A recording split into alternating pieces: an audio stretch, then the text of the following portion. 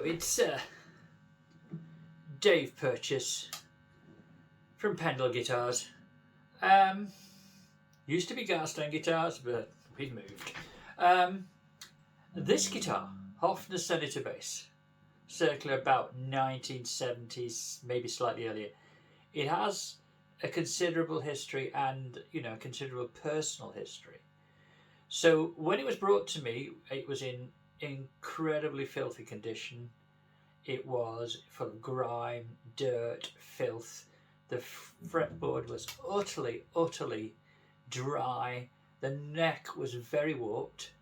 The body had been stuffed solid with some sort of synthetic wool stuff, and when I say solid, we had bags and bags and bags of it over, and took many hours to get it all out. The inlays have fallen off. The chromeware or the metalware was filthy and tarnished badly. The pickup, the cover was incredibly rusty and split in several places. The pickup didn't work. So clearly that was one thing we had to change. I'm trying not to change anything, but that's one thing we did change. There was no bridge except a piece of an old 6-string bridge underneath. The nut was completely smashed. The truss rod nut itself was absolutely lock solid.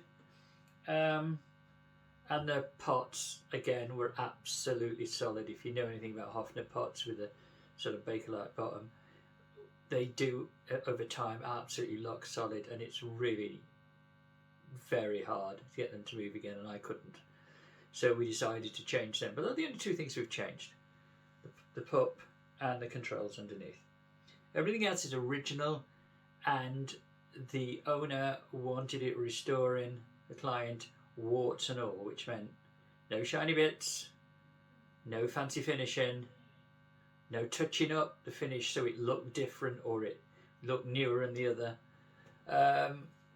But the problem we had when we got it was that it had a slight neck slip. Now I say a slight neck slip, but it is a slight neck slip at the heel, but enough obviously to take, and the actual floating fretboard isn't touching the top at all, but it's enough to take that strings in a particular way that if you had it with a bridge and it hadn't worked on, the action would be way too high. Again, the budget for this refurb and the discussions we had, we decided that removing the neck and resetting it was not an option.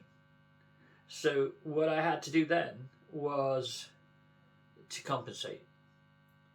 So this bridge had to be painstakingly sanded down bit by bit and keep checking it to make sure eventually we got the right height.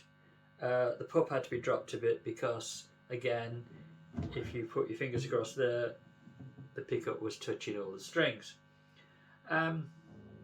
We took off all the chromeware, all the metalwork, stripped down all the machine heads, and got out a tooth scrubbing brush and some very liquid hot water and a lot of elbow grease, and then oil the machine heads, put them back.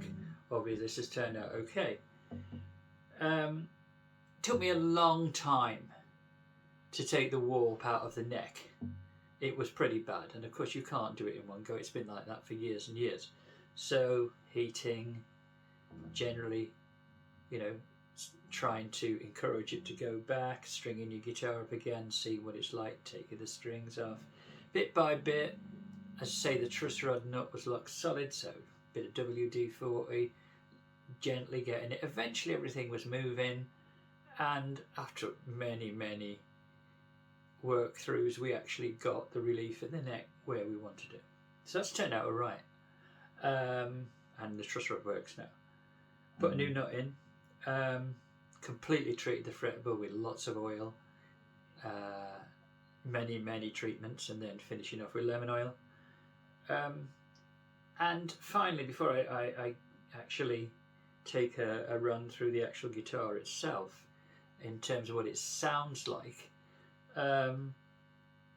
This finish, which is like a nitro finish, but it's marbled, it's streaking, it's, you know, an old finish looked and looks over time, and, you know, cleaning it, you had to be immensely careful, and the only way that I was confident of cleaning it without killing it was to use some non-fragrance gentle baby wipes and literally pad it bit by bit by bit by bit. It took a long time to take all the dirt and the filth off, but it works and no damage was done. So yeah, this is what it looks like now.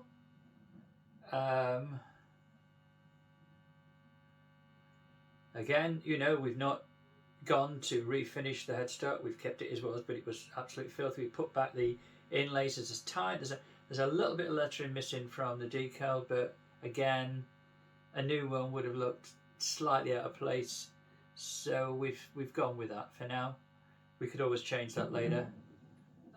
Turning it over again. You know, it's in nice nick now.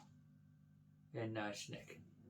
Right, so the other thing I kept was the capacitor. We had to put new pots in. Kept the jack socket for two reasons. One, after sanding it down a lot and getting rid of all the coating, this plywood's quite thick and it had a long shaft on it, so it suited its purpose. But I did keep the original capacitor because it was working well. So what does it sound like? Okay, here we have it. All right. Here we go.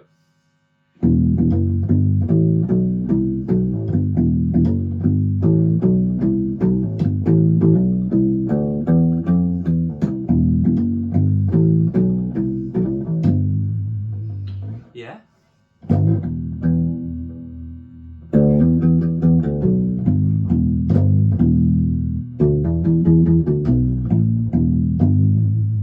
Yeah.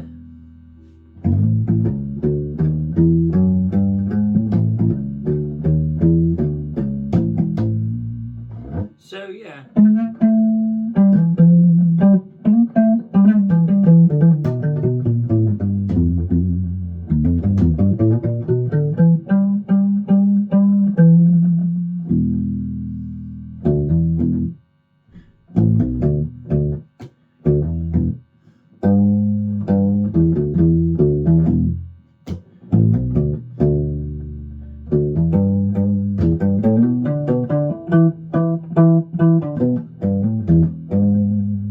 So that's that now.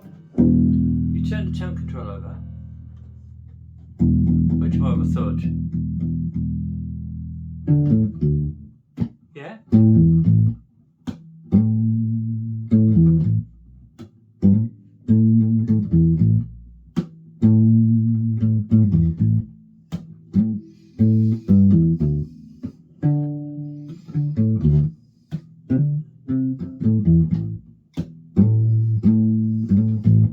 So yeah, a good response. I really like what it does. I like the fact that although somebody would glance at this and say, oh, hang on, that's action, maybe a smidgen too high. This string, you belt that, it almost touches the 12th fret here. Sorry, the 12th fret here, sorry. Because of the vibration, and that's where I kept it. And it doesn't, it's got a really narrow neck, really thin neck. I can get my hand right around there, no pressure needed. So to me, the playability, you know.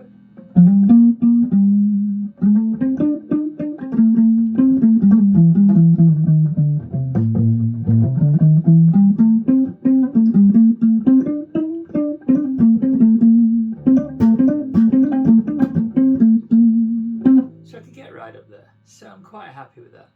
So yeah, this is a really, really, really good piece of kit. Okay, also the volume control.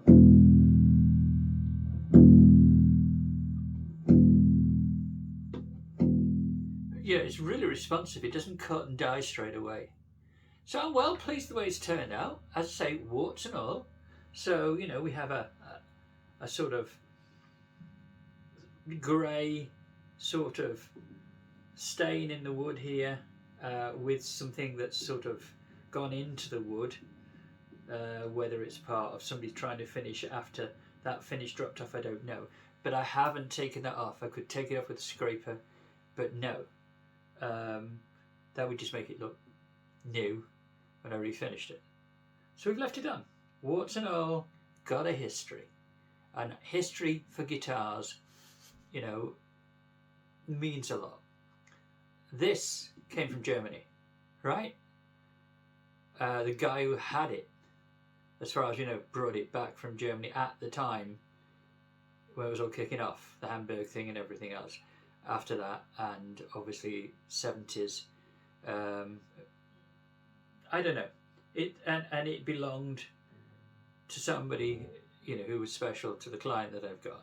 So yeah, it's turned out really, really, really well. Well impressed. So there we have it.